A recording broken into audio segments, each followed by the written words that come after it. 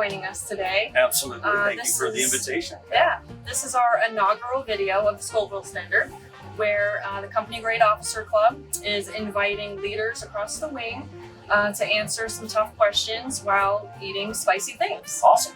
So this is a spin-off of Hot Ones, where a host asks celebrity guests a series of questions while eating a platter of wings. So we figured that we would do the same thing here at the wing for exposure of our leaders and just some professional development for our airmen. Exposing the leader's weaknesses, basically, is what you're saying. Right? Maybe. So we'll see perhaps. where the questions lead us, I guess. Okay. So to set the scene for our viewers or anyone watching, today we are aboard KC-135, and we have a series of hot sauces here that range from 0.006 Scoville units all the way to 2.7 billion. I am not an avid consumer of spicy things, so I have no idea what 2.7 million Scoville units feels like. We're about to find out. All right. Is there anything that you would like to say before we start this experiment? To my wife and my daughter, Marcella and Bailey, I love you very much. That's all. I'm good. Too easy. Better. Too easy. Short and sweet. So we're going to kick off the series here with Wing 1 and Question 1. So this is called Senor Luchega Hot Sauce. It's 0.006 Scoville units. So if you want to grab a wing, sir. Got a wing? All right. There Are we you eating go. the whole wing or just a bite? I think just a bite is Okay. sufficient. Okay. Make sure we're starting from the right direction. This is a large one here, so that's probably going to be about 4 questions worth. We'll see. Yeah, Oh, more than a yeah, drop. yeah, Comes you're- out quick. You're setting the tone here. Well, at least it's the low level. You're like you can drip it off. I'm kind of a wimp here, so we're going slowly. Here we go. Okay. All right. So, cheers, sir. Cheers.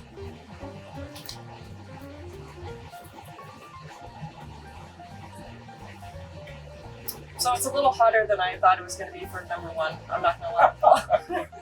So, question 1. You are a self-proclaimed avid reader. Mm. What is your favorite book on leadership? Wow. Favorite book on leadership. I actually prepared myself a little bit for the question of what I was reading lately, but I will, instead of saying my favorite book, because I've read so many, it's kind of hard, I will say that every book that I've read on James Mattis, Mad Dog Mattis, former Marine General Officer and Secretary of Defense, everything I've read from James Mattis inspires me. I'm very much a fan.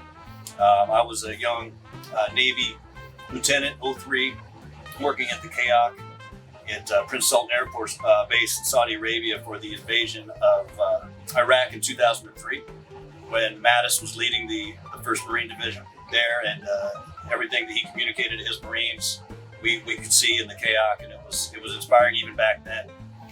So I guess perhaps I answered the question just through thinking about it that way. But I did just finish reading a book that was lent to me by a member of the Company Grade Officer Council, actually, on the life of Joshua Lawrence Chamberlain. It was one of the more recent biographies, and it covered his entire life, not just what everyone knows about him in the 20th Maine. And I would say that any true Mainer who doesn't know the style of leadership and the truly inspirational leadership that Chamberlain demonstrated in his years after the Civil War here in this state is definitely a worthy read. I appreciate that, sir. And I know a lot of airmen on the wing appreciate the books in the lending library that's on base, and your recommendations, and for professional development of certainly junior officers and the company grade officers. We appreciate that. Awesome. Appreciate you. So Appreciate the recommendations that have come from the CGO Council. It's a two-way street. Absolutely. Yeah. So question 2 with sauce number 2, we got Karma sauce lift off. I'm not sure what the Scovilles are here, but we'll kick this one off here. Oh wow.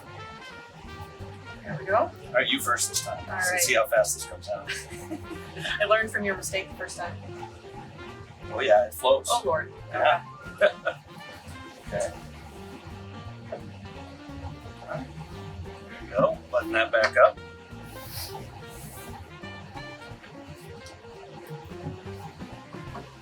All right, number 2. All right. Off we go. Bon appetit.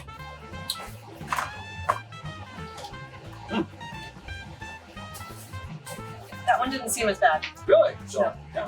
yeah. They're both good. enjoyed them. Yeah. So you touched a little bit on a few of those leaders in the previous question, but as a follow-up, who's your favorite leader from history?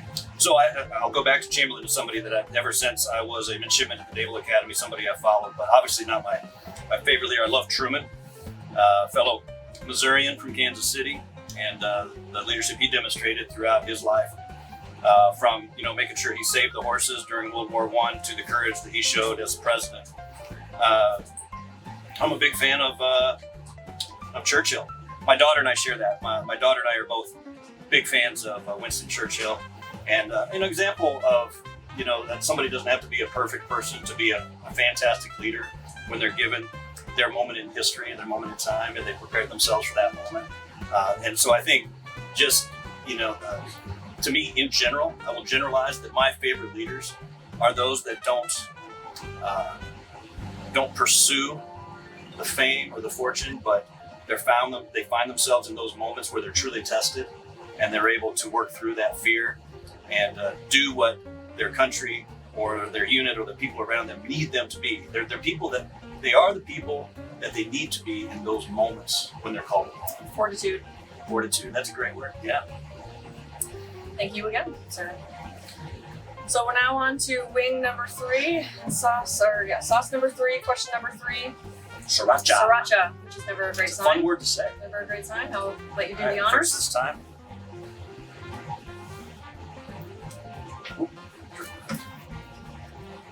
That looks like a lot. Like sriracha. I've had the same bottle in my fridge for about 2 years, so I don't eat it very often. All right. Chicken up. I think I'm going to be on the same wing the entire interview. You picked a big one. Yeah. Who would you say is the most impactful mentor of your life? Civilian or military? Most impactful mentor.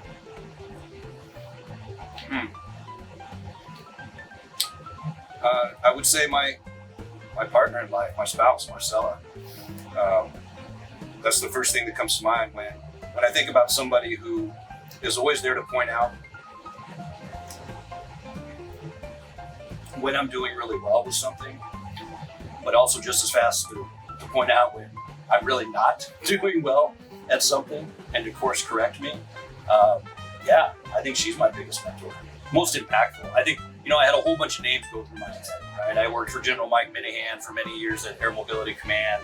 I worked for General Lori Ferris there. I had wing commanders in the past. I had my very first Navy squadron commander, James Hubbard, was a very impactful mentor. Matt Westfall, another name from my past. All these names float through your head, but when you ask the question that way, and you say who was the most impactful mentor that I've had, it would have to be Marcella. No, that's a great answer, and I know our spouses, our children, they're the reason that we are able to don the uniform every day, absolutely. every drill weekend. Yeah, you're right. My daughter too. She's the same way. Just brutally honest. Yeah, no, certainly. I know. For me, in my professional career, my military career, I can probably point to 3 female leaders that have been super meaningful and impactful for me too. So, and all of their words and guidance are always in the back of my mind. So, and impacting everything that I do on a day-to-day basis. So, I appreciate your candid. Question 4 is going to be a Lotus Loco, and if I am butchering these sauces names, I'm just. Well, you and I are both rookies, so you'll get it past me. You do the honors. Have these been well shaken? Have these been well shaken? That's a great point. Yeah. This one looked a little subtle. I want to make sure we want to kick up the spice level a little bit. Yeah, well, you gotta get the honest assessment, right? I mean, I don't know, maybe it helps. We were cheating. Maybe that's why they weren't so bad. All right, number 5. All right. Here we go. All right, so you're still going for it. The one drop thing, it's just not enough to really get the flavor. I can appreciate that. Wipe it off because I made a mess here. All right, you ready, Melissa? I certainly am. That one's really good. Yeah, I like that. What one was that? Oh, this was the Lotus Loco. It's really sweet, but now that afterburn. Good taste. Good kick. Yeah. All right. What do you think the toughest call you've ever had to make as a leader? Toughest call. Well, the toughest calls for a leader are always the ones that are going to be most impactful to someone's life. So obviously, making a decision to terminate someone's career, or at least put them on the path towards ending their career, taking someone out of the service. I've had to do that multiple times. Fortunately, not a ton of times, but multiple times. And those always, I think, stay with you the longest.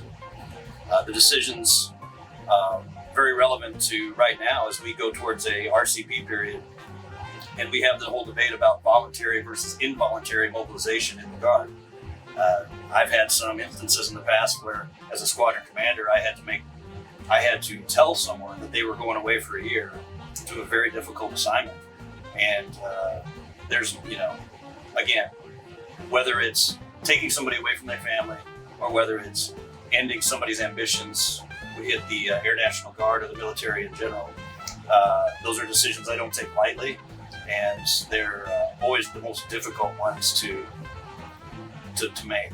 I will say this, once if you put the proper analysis into it and you get the proper advice and you take inputs from all the affected parties and you don't rush to judgment, but you make the best decision you can with the information you have, that once you do rip the Band-Aid and make the decision, I've been very, very impressed with how people accept it. But they're always hard to know. You kind of touched on a topic that Major General McHugh actually talked about yesterday, the Company Grade Officer Council, where as leaders of an organization, you better surround yourself with good senior enlisted advisors that know their people, so that you can put the people first, and you know what the needs of the force are. So I think that's a great response with everything coming full circle of the theme of the weekend. Awesome. Thank you. Yeah, so did you enjoy I hearing did. Major General McHugh? Yeah, no, he was a great speaker, very funny. A And little too funny really, sometimes, General. Yeah. And I'm just really thankful that he was able to give us an hour of his time. Yeah, it was awesome. It was more time than we'd really planned or anticipated, but he enjoyed it very much. I can give you that feedback. He really enjoyed engaging with the CGO Council and every airman that he met across the base. He was really impressed with. Really took time to get to know the airmen that he was meeting. He did. I think I was most impressed by that. I've known Gary McHugh for a long time, and that he is that type of truly quality human being. So it's awesome to have him up here to Bangor. Truly appreciate him and his team coming. It was great. All right, so this is Sauce 5, Question 5. All right. And this is getting Los Calientes. Yeah, I can smell it just off the pour, so it makes me a little nervous, but here we go. All right, ready? All right.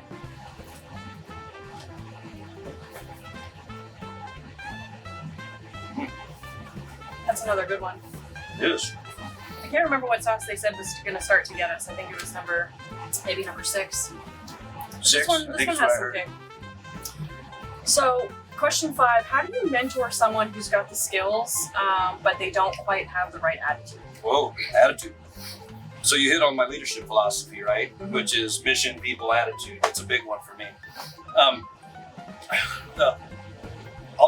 think I'm going to take this opportunity to explain why attitude is part of my leadership philosophy when I come up with MPA, right? Mission, people, attitude.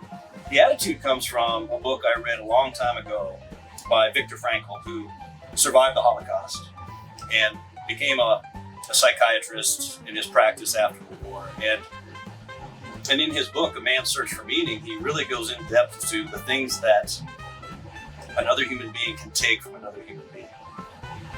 And it's a lot, right? Another human being can deprive you of everything except your attitude.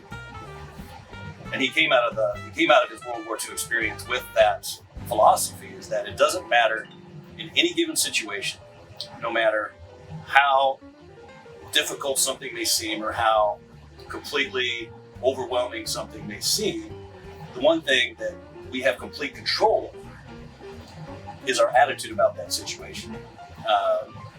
So if someone just has that negative attitude and I'm gonna try to pull them out of that. I start with that in a lot of ways. I start with, just having first of all, conversations, right? It's why, you got to kind of pull the string. Yeah, just talking to them. Talking right? is always the Yeah. first step with anything. You don't get anywhere without having that. You got to start with the baseline, and hey, what's going on in your life? See if maybe they're dealing. And then if you peel back all those layers, and you can't really find a good reason why they're Eeyore, why they're always in a bad mood, or why they have a bad attitude, well, then you kind of got to get into the, hey, maybe you do need to go talk to the DPH, or maybe we need to pull this back a little bit. Start pointing to the good things in their life, and start helping them understand that so much more is under their control than they realize. Oh, certainly. And I travel a lot for work, so I listen to a lot of podcasts in the car. And one of the last ones I listened to was actually Joe Rogan. He had Jillian Michaels on there on his podcast, and they were talking about just that, right? Of making the decision every day to have a positive attitude, because there's so much bad in the world and so much just consternation that if you choose to do good and be good, it's just going to be better for everybody. It is so ironic that you mentioned that in this interview, because so this is kind of embarrassing, but I tell people this sometimes. People ask me what I do to work out. And to this day, my wife and I have a DVD player in the basement, and we have these 12-year-old Jillian Michaels. Just Jillian? Yeah. And it's the 3-2-1 exercises and stuff. And sometimes I'm going through them, and she's saying all that stuff, right? She's like, only you control how you're going to control this day and this attitude. If you want to wear those tank tops, if you want, well, I don't really care about that. Yeah. No, my husband will tell you I'm a big Jillian Michaels fan. Yeah. 1, 2, That's 3, funny. 4, 5. This one, number 6. Okay. We're on. This is the one we're on, right? Los Calientes now. Micro saucery. It has the word volcano in the volcano with a K. All right.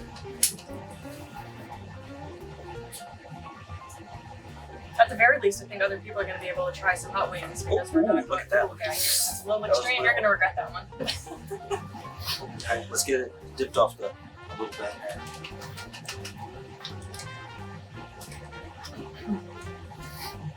Does your wife enjoy spicy foods? She does a lot more than I do. Oh, we should have her on the podcast at some point. Perhaps. Yeah, She maybe could be you the can next put her on the person hot seat. nominated. Yeah. Are you ready?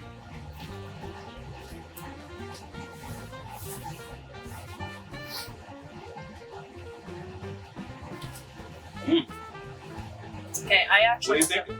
It's hot. I need to Get pour some my milk? milk. Yep. Okay. Yep. But while we do that, I'll ask question 6, which actually comes from a special guest, sir. Oh, So, okay. as junior officers and newly developing leaders, sometimes I think we can find ourselves following the crowd or making decisions because we think it's what others around us may want from us at Peer the time. pressure. Peer pressure, exactly. Has there ever been a time, say TDY by a swimming pool, that you have thought, darn, I really shouldn't have done that? Yeah, as junior officers, we all make decisions. So now I'm really curious as to where this guest question came from. But yeah, absolutely. I will say in that particular case, it wasn't peer pressure. It was just me being me, and being in my 30s and still thinking that I could jump off the side of a pool and do a complete flip in the air with no springboard and still land on my feet in the pool like I did when I was 22. Mm-hmm. Turns out that in my 30s I couldn't do that. Fair. So yeah, but Live and say learn, la right? vie, live and learn. But now we're gonna have a conversation. Well, we appreciate the guest questions. Number 7. All right. There we go. We've got hot house hot sauce, All right. and there's a crazy hot temperature scale on here. So let's see if it actually is. Hot house hot sauce. I just saw the look on one of the members of our studio audience, and she's quite disappointed And that we haven't had more of a reaction at this point. I can see it. would you like to try some? There's a hot wing with your name on it. Oh man. You said you'd watched Hot Ones, right? I'm not a regular. I've seen episodes. I'm not a regular watcher of the show. But.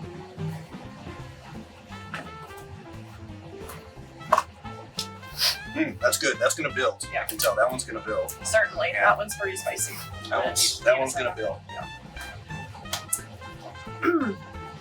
Okay, we have a question. I do. Okay. If you had the opportunity to go back in time and give one piece of advice to Ensign Newell, Ooh. what would it be? One piece of advice to Ensign Newell. Don't withdraw the money that you started putting into your retirement account until you actually retire. Sound advice for anybody. Yes, sir. sound advice for anybody. Come up with a savings plan, come up with an investment plan, and stick to it. You can get by with a lot less money than you think when you're younger. And I will say the flip side of that is I very much enjoyed my travels and the fine dining and the experiences that I've had traveling the world. But yeah, I would save more money. Yeah. Ensign Newell should have saved more money. I'm by no means destitute, but I think that's great advice too, now that we're in the blended retirement system Yeah. and Yep. airmen, soldiers, Marines, Guardians, sailors, we all contribute to our TSPs. And I think a lot of us may think, it's only 5%, but that 5% over a 20, 30-year career, it's significant. Crazy, We right? just leave it there. I would have told Ensign Newell, buy Apple stock, buy gold, and buy some land. It's funny, for my husband's, I think, 20th birthday, I bought him one Apple stock for like $40. Yeah. And look at it now. Just saying. Yeah. So yeah, that's another great piece of advice, actually, Melissa, is don't be afraid of the stock market when you're young, right? Because you can buy some stocks relatively cheaply, and you never know what they're going to do, Yeah. right? They could be the game changer No, sir. in your portfolio. So, yeah, for sure. All right. Question 8. We're moving right along here. 8, 9, 10. My lips are tingling. I don't know how you're, just sitting there I'm, casually. I don't know if it's casual, but it's, You're looking casual. I guess It's a nice small one. I don't know. Studio audience still skeptical that we're going to get through the last 3. Look, the cameras are out. Cameras are out for the last 3. This is fantastic. Okay. They know. They've watched the show. Okay. Be extra careful with this one. Oh, see, look at the clot there at the end. And see, when that gives way, Yeah. it's gonna. So you got to pour from the side that doesn't have the clot.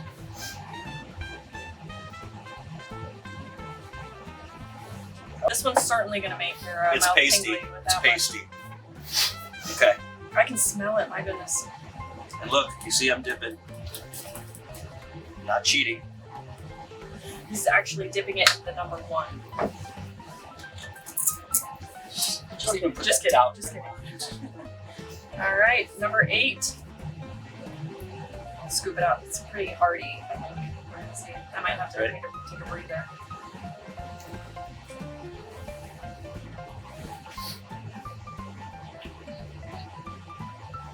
I might have got a little bold. Yeah, me too. Not enough chicken, too much sauce. I'm gonna need a minute with this one, I think. Or, First milk, number oh 8. goodness.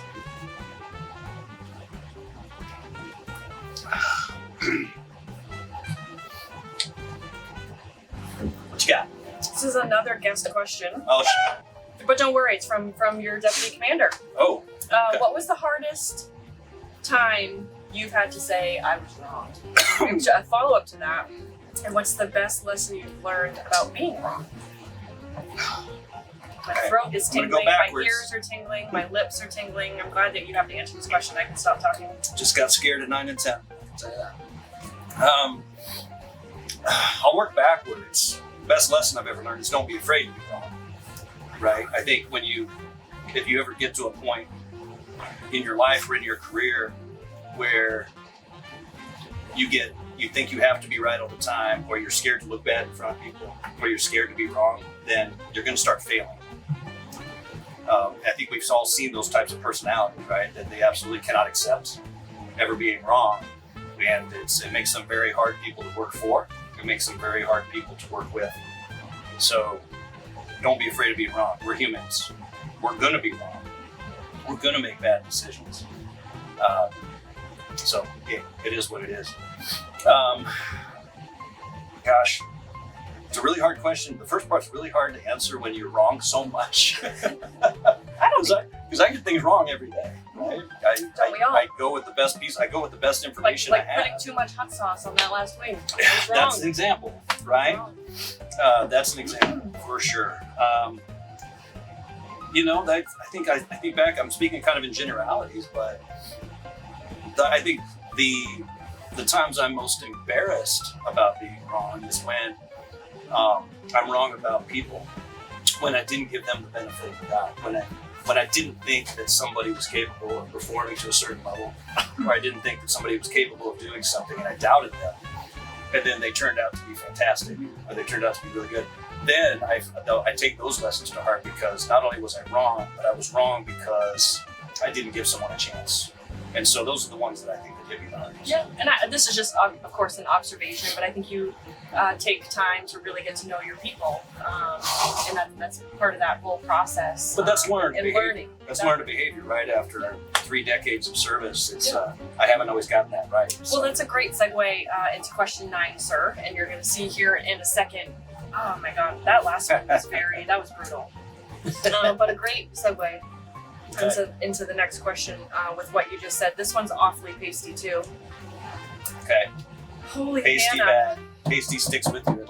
It's like napalm. It sticks to the sides of your mouth and on your tongue. It just continues to burn.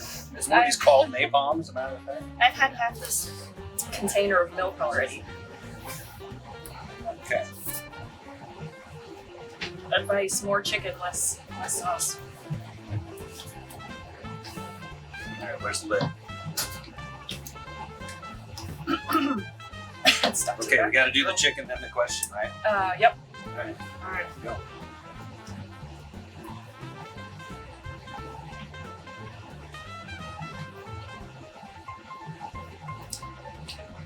How do you feel? It settles, I know, and and then I know as it's we're gonna build. talking, it just gets. It's really good flavor. The initial reaction for me is not as bad as the last one, but I had a little bit more in the last one. Yeah. Lesson learned, right? Exactly. I just took a breath in, and now it's just like stuck to the back of my throat, and I can't quite get the question. Yeah, it's getting there. Here comes the build. Here comes the sting. Here comes it's crawling down the back of your throat and then just like stabbing us. Okay, so like I said, questioning. So I want to shift to gratitude. Okay.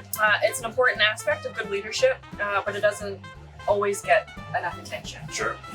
It's been noticed that this is something that you are particularly good at, such as recognizing people, units for their hard work and accomplishments. And is this something that comes naturally to you, or is it something that's been learned? Well, I'd like to. I think I can say very honestly that gratitude comes very naturally to me. I'm grateful for all the people around me in my life. But as far as being a leader and getting that right, first of all, we don't always get it right. I can say this for everybody watching. There is somebody out there watching this that has done absolutely phenomenal work for this organization and hasn't been recognized for it, right? So we don't always get it right. I can tell you that at the end of your life, the greatest reward is going to be knowing that you did those things and that you helped the organization be successful, even if you don't always get the public attention that maybe some other people do. So we don't always get it right, but it's still incredibly important to try. You know, just because you can't recognize everybody for every great thing that happens, you can't let that scare you into not trying. So the biggest resource I have in that regard is my chief, my command master chief, Stanley Dorowski, who's an exceptional human being, as everybody watching this knows. But also his network of other senior enlisted throughout the wing, because they're the eyes and ears. They know what people are getting after, right? So I really rely on them to bring it to our attention, to recognize the folks that are sacrificing. And I think the biggest thing to recognize is not just doing your basic job, but the selflessness, that's the sauce talking. The selflessness of people who go above and beyond to give time outside of normal working hours, or just, they go that extra mile to really make sure that the mission is taken care of, or that the people around them are taken care of. And so I rely heavily on Stan and, like I said, all of those other folks to get that right. Stan is actually going to be, Chief Dorowski is actually going to be joining us for our next iteration. Awesome. I thought so he's going to be the first, you get to pick the next officer. Oh, okay. We're going to alternate with our senior enlisted leaders, and so I believe Chief Dorowski has agreed to do it. You're starting to glisten, sir. You're sweating a little bit. A little red. So the last question is an easy one if you want to get number 10. The last dab experience. The left side of my mouth has gone a little numb, so maybe it'll help with the sauce. My nose is running. I'll give you that. Yeah, I can't feel the left side of my lip. Well, we gotta maybe go on the plate again here.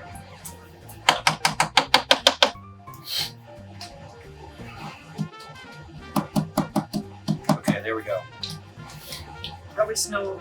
Neither It's of the us last have one. Go big or go home. made the mistake of touching our eyes.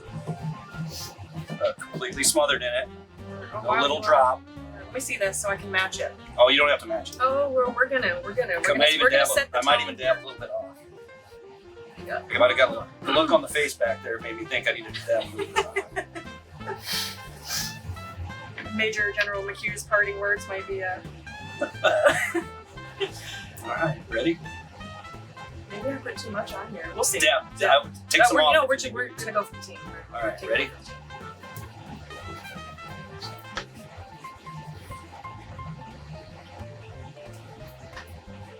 So before it kicks in, who do you want to put on the hot seat next? So, I'm already taking a few bribes of the the folks that really don't want to do it. Yeah. So I'm not sure if I can reveal at this moment in time who that's going to be, but Okay. I've got some definite ideas that I'll float out there. The deputy commander would be an obvious answer, but I think it's a little too obvious. I think we need to let her, Yeah. simmer a little bit longer. But wow, We have That's some rapid fire questions for you. There's 5. same sauce. So it's 5 questions. Rapid fire. First All thing that comes to mind. All right. Competency or loyalty? Competency, Courage or caution? courage, Precision or speed? precision, Trust or control? trust. Red Sox or Cardinals? Cardinals. Nice try. Star Trek or Star Wars, May 4th. It is May the 4th, Star Wars Day, but I have to answer that question, Star Trek. In spite of the Millennium Falcon in my office, if I have to choose between the two, it's Star Trek. I'm sorry. Love them both. All right, Melissa, thanks. Appreciate it. This has been awesome. 101st, there you go.